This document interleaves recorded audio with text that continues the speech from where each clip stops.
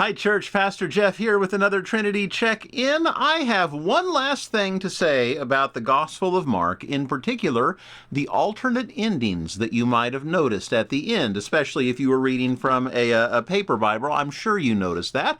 But first, I want to say, oh my goodness, what an Easter.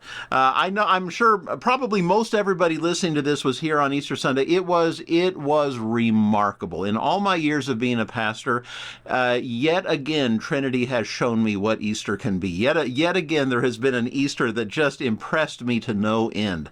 If you weren't here, there were so many people, and not just people, but they all brought energy with them too. So at 9 o'clock, we had all of our chairs set up, which I want to say is 320, maybe it's 300. It's something like that. I'm sure the chair setup team could tell you.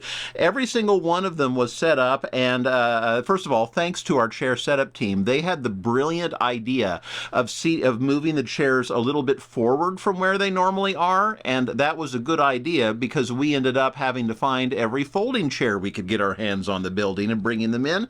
And then we even had to seat people in the choir loft during first service. Now, I have done that before in churches during funerals, but this is the first time, even on an Easter Sunday morning, that I have seen that done in my 20 years as a pastor. So just remarkable. Now, numbers are not everything, of course.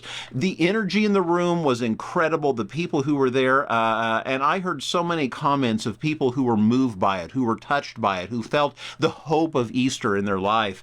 There was even a couple of people on Easter Sunday who were still thinking about Good Friday and the service there, and how deeply they had entered into that. I am telling you, Easter breaks out, and Easter has certainly broken out at Trinity this year. So thank you to all of our volunteers who helped to make it happen, but it's really about every member of the church because our presence is part of our gift, and that we give throughout the year. It helps create the environment and the atmosphere.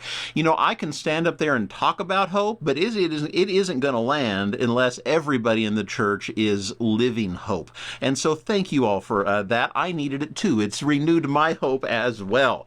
It has been fantastic. Also, as a side note, our building committee met this week, and guess what we talked about? How crowded it was at Easter. So as we go forward on this process, it's just another example of what God is doing around here, and how much more would happen as we grow to facilitate it. So you'll be hearing more there too.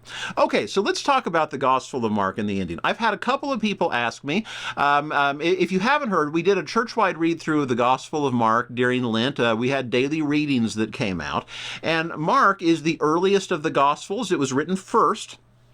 We know that there were likely other Gospels that existed before Mark that are lost to history, and the way I described it on the first week of the series is that it's kind of like a wiki in modern terms. You know, like Wikipedia, or there are other wikis too, where lots of different people submit their edits, and some of them have better grammar than others, some of them have better fact-checking than others, and at first all those edits make it in, and then over time they get kind of, the community evens it out, they fact-check things, and over time the community puts together a better document overall. Well, that's not exactly how the Gospels came together. I'm sure a biblical scholar would poke holes in my little metaphor here, but it's pretty similar, because at first it was oral stories, just spoken by mouth, and then at some point they realized they really ought to write these stories down. Writing was difficult in those days, so you'd have a scrap on a scroll here, you'd have a little bit on a scroll here, and then somebody like Mark comes along,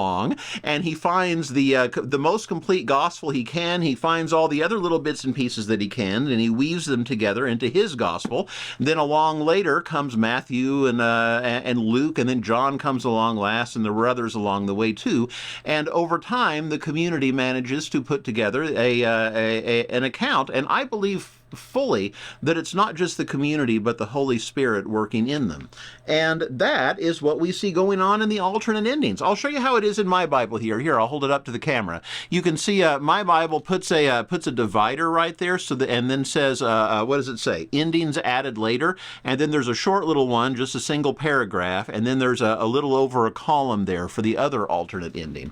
And it's exactly what it says. They were endings that were added later. Mark had already put his gospel still together. We have historical records of this. There are ancient codices and whatnot that the scholars study and try to make sense of how, not just what's the most accurate version of Mark's gospel, but also how it came together.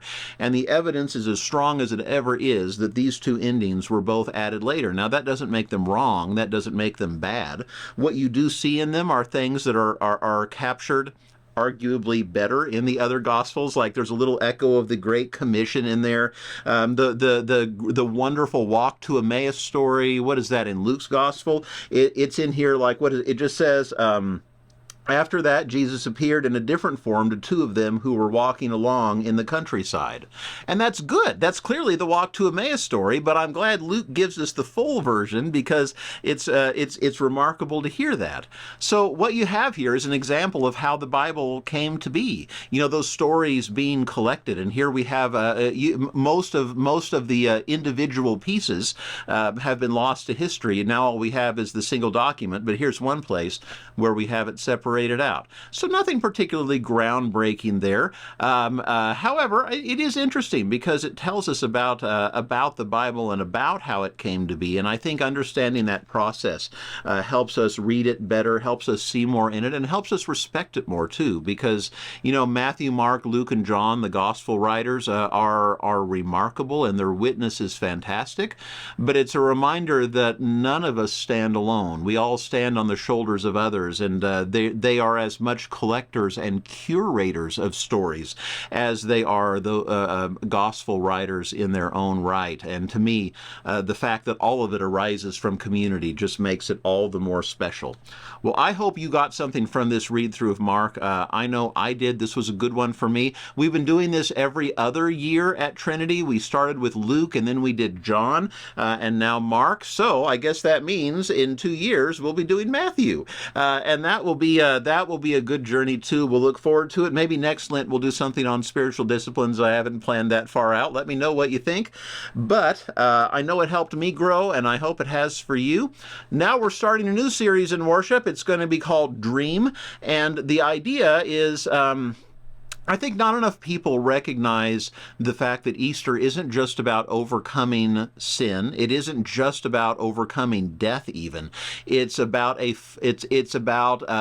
God restoring creation. It's about the turning point in history as God restores creation. And I know I'm using theological language here, but what we're going to do each week during the series is ask how that happens. This first week we're going to talk about how God restores us, how God makes us new.